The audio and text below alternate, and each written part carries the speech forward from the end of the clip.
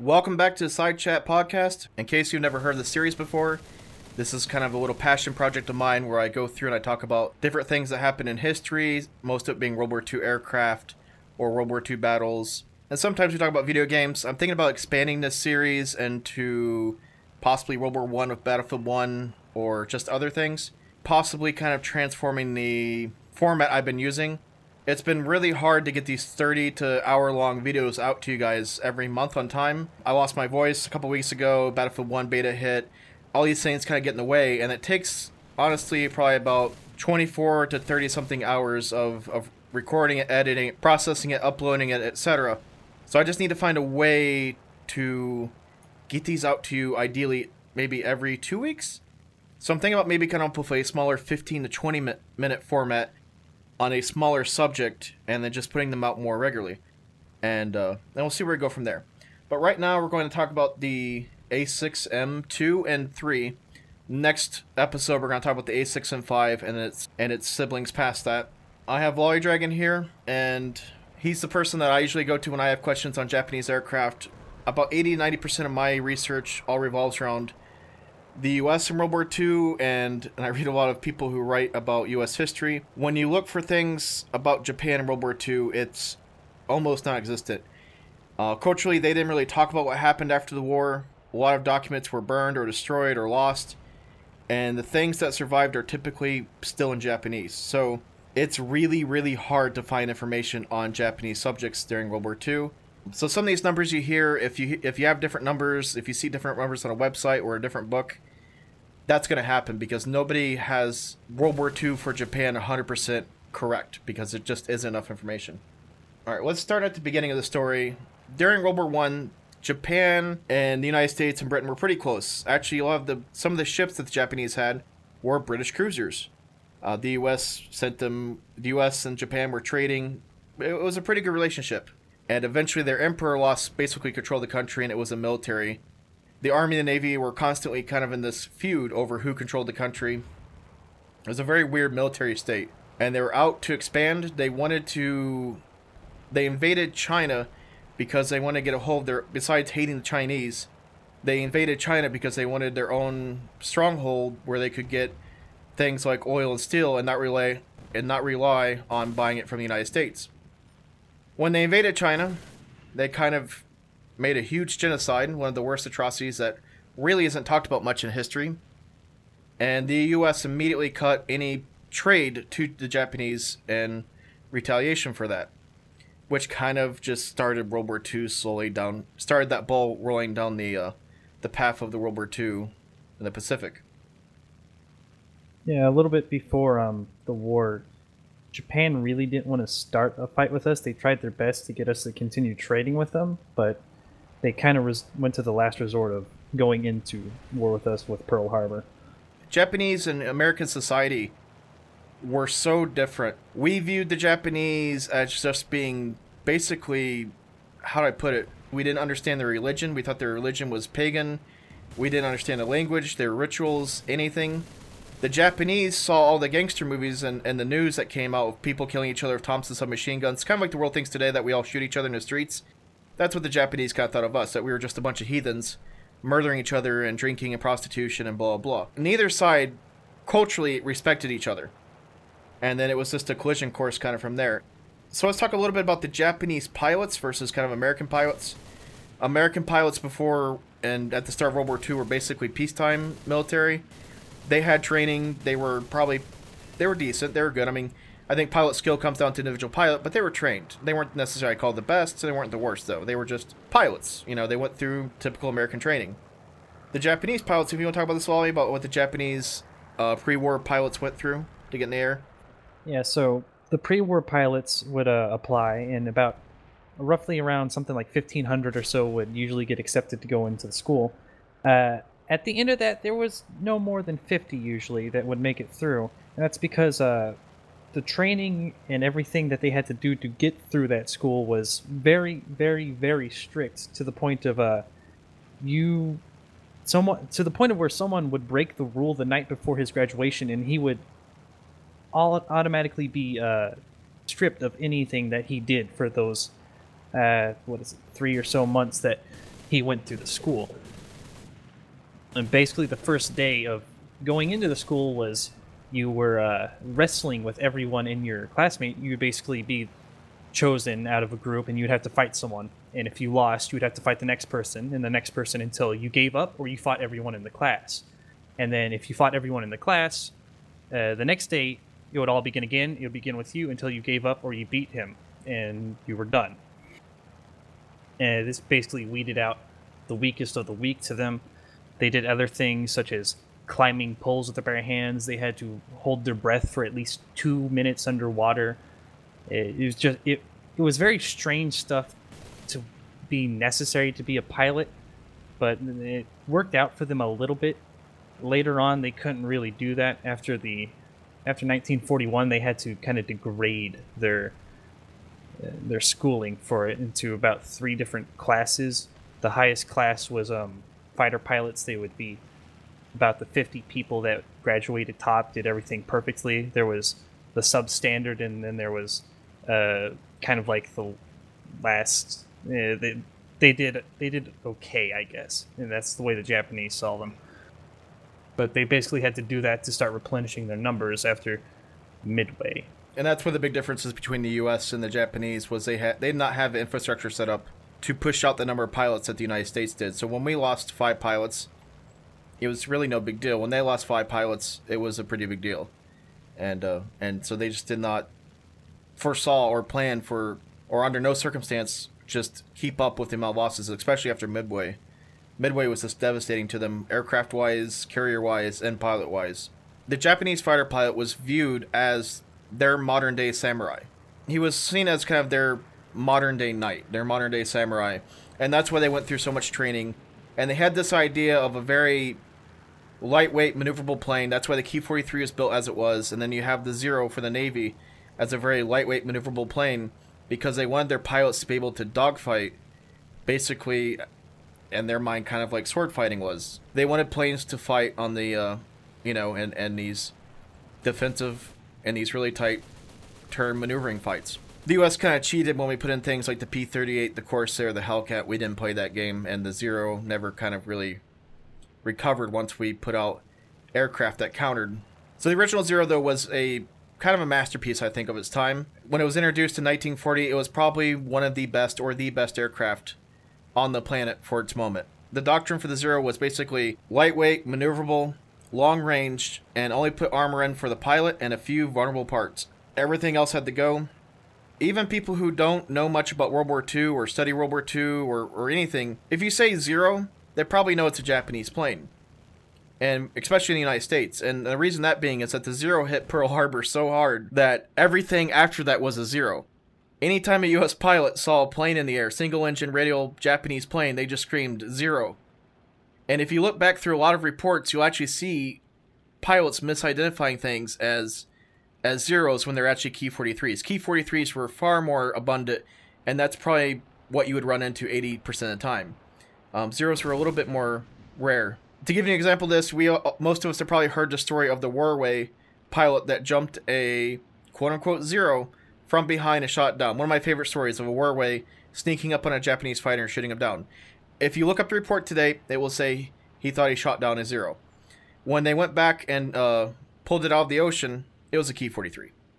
So it's not a huge deal. I'm just saying, when you hear these stories from World War II and they say it's a Zero, do a little bit more digging. Sometimes it's not actually a Zero. But real quickly, before we jump into talking about the first model, the A6M2, we all seen the little plane in War Thunder, the A5M, one of the first planes you start with in the game. Little monoplane, fixed landing gear, carrier aircraft. I'm not going to talk much about it in this podcast, but what I do want you to know about it was, even though it was completely obsolete by 1940, the Japanese did some things with it before the Zero replaced it. They used the airframe as a platform to test different weapons. They basically got their hands on every 20mm cannon that existed at the time. Hispanos, Oerlikon FFs. I think they had some other kind of weird designs that they tried, and they fitted it on there, and they decided that they liked the Oerlikon FF striking mechanism and the bolt design, everything. So they got a license from Oerlikon to build the cannon. So they had the Type 99 cannon. It's basically an Oerlikon FF, which you will find in the game and other planes, like the MGFF. That's an Oerlikon copy that the Germans made. So the Oerlikon got a lot of use through a lot of countries, and the Japanese ran it. Now, the problem with the Oerlikon is that it takes a 60-round box mag, and that's why the Germans initially got rid of it, was because they did not like... One of the things they hated about was that 60-round box mag and the limited ammo.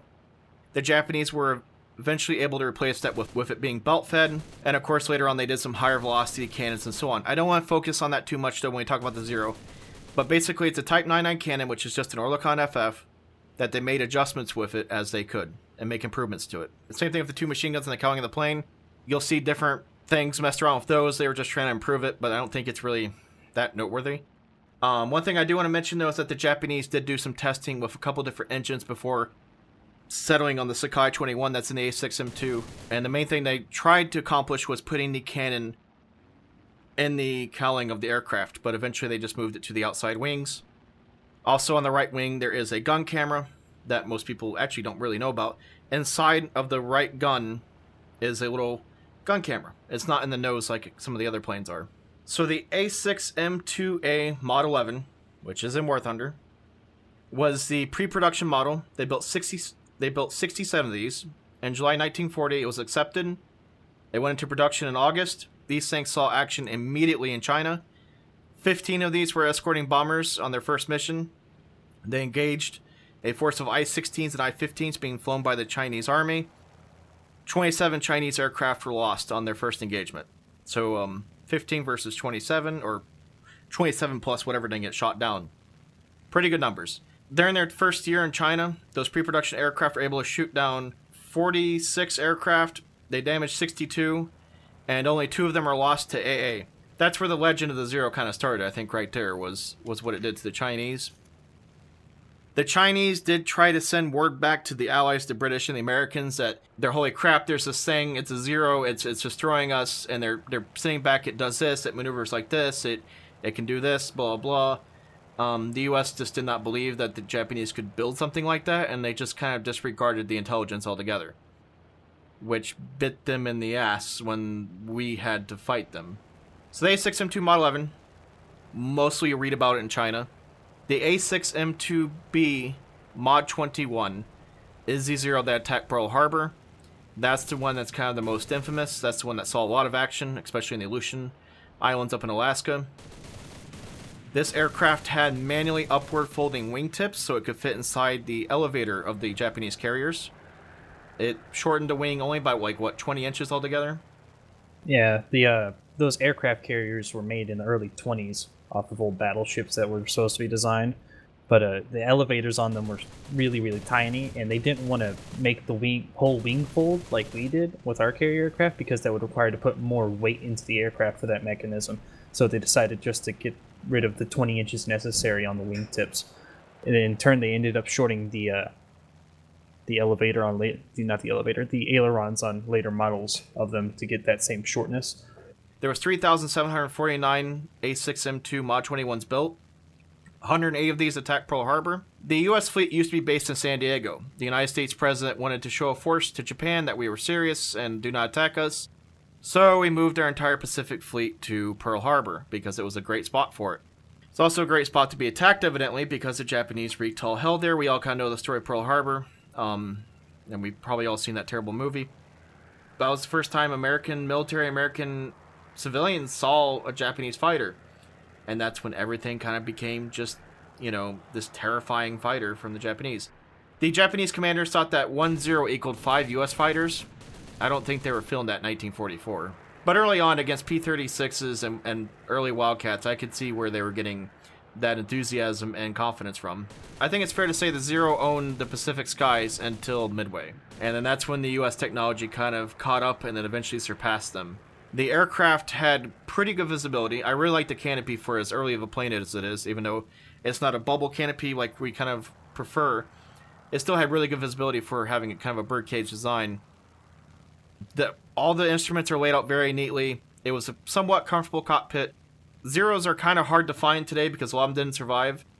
But if you look at one, I had the chance to look at one a couple years ago next to a Hellcat. There's some near Polk City, Florida. At Kermit Weeks' collection, he has a Zero airframe sitting about 30 feet from a Hellcat airframe. You could fit 10 Zeros inside that Hellcat. It is a tiny, tiny plane compared to other single-seat, single-engine warbirds of the time. So let's talk about, before we get into the A6M3s, what the Zero did so well was it just outmaneuvered the crap out of anything the US had and kind of took anything the British had by surprise, and of course the Chinese. The aircraft is so lightweight, it has so much wing loading, it's like a kite. And Wildcat pilots, for the most part that you hear the stories of, were they tried to evade the Zeros by going into vertical. And that was a no-no, because the Zero wouldn't necessarily outclimb anything because it wasn't overly powerful aircraft.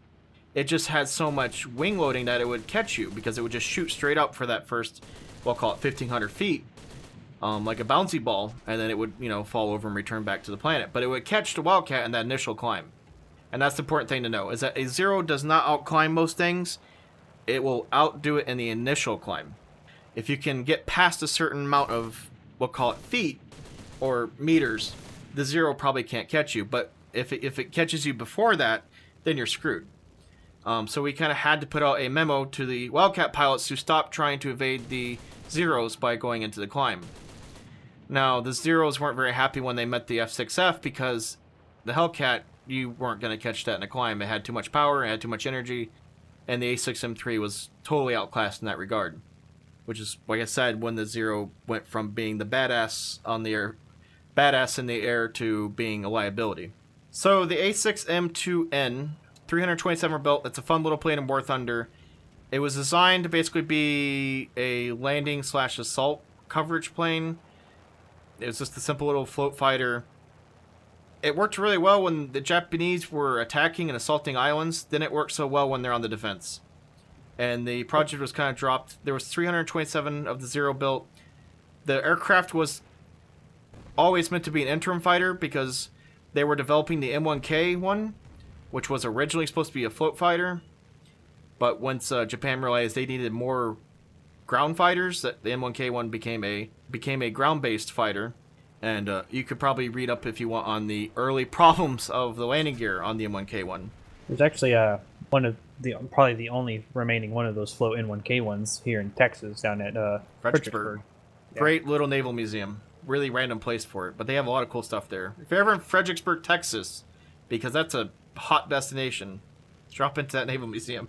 Yeah, the little float Zero was, on top of designed to covering the landing forces, was also supposed to cover bases on islands that were too small to warrant putting an airfield on.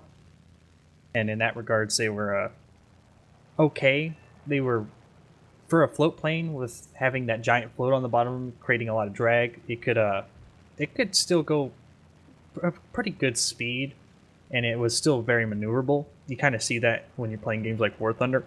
So the A6M3 Mod 32 is a really strange aircraft, and the line of Zeros. They wanted to increase the climb rate. They wanted to increase its level flight speed. They added a new engine. High altitude performance, like all I just said. They added a new engine that had 150 horsepower. It had a 2-stage supercharger compared to the previous Zeros, which had a 1-stage supercharger. They had to move the firewall back because of the bigger engine, which reduced the fuel tank size, which did some other things that we won't talk about. The canopy was lowered for better vision. They took out, some test pilots said that the squared wingtips were a good idea, so they removed the folding wingtips and put in squared wingtips.